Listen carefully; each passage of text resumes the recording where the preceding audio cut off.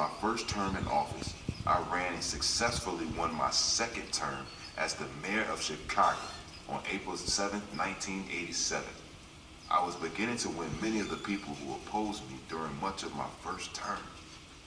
I had support among many of the ethnic and religious communities that make up Chicago: Chinese, Hispanic, Polish, German, Muslim, Christian, and Jewish. I was ready to implement new initiatives that would advance my beloved city. But then, 6 months into my term, on November 25th, 1987, at this very desk, I suffered a massive coronary from which I would not recover. My friends, colleagues, and fellow Chicagoans would take the news of my passing as a shock. Let's look back at this somber time in Chicago's history. One of the nation's best-known big city mayors died today, Chicago Mayor Harold Washington. Heart attack.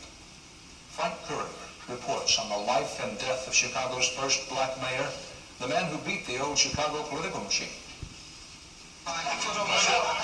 This morning, Mayor Washington had hosted a groundbreaking ceremony on a new housing project, appearing fit, though privately he had complained of respiratory problems.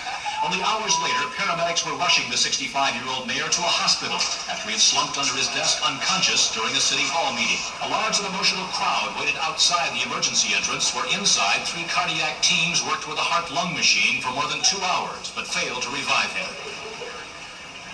I'm Al Tanola, the mayor's press secretary, and it's my sad responsibility to let you know that Mayor Washington was pronounced dead this afternoon at 1:36.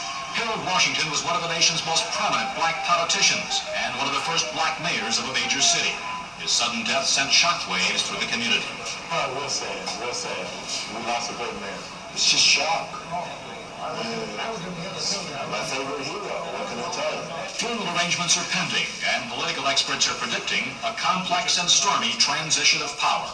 There's no Prince of Wales. There isn't a designated person who Harold Washington deemed to be his successor. That's one really critical issue. Today, a political power at Chicago City Hall has passed. Harold Washington, the man who had hoped to be remembered as one mayor who stood up to the Democratic machine.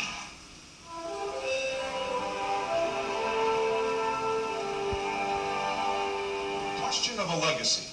Just what did Harold Washington want to leave behind?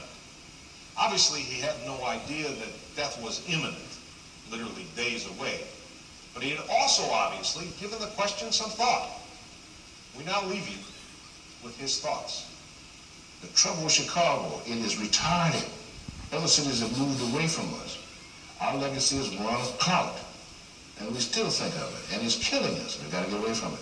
We've got to stop imposing that kind of a truncated thinking on the leaders. This leader's not going to buy it because he knows that's not the way to run things. But that is the way to do it through that process. Look at the educational summit.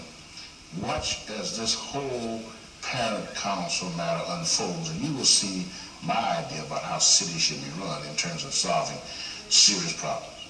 That's the legacy I want to leave. It goes without saying I want an open government.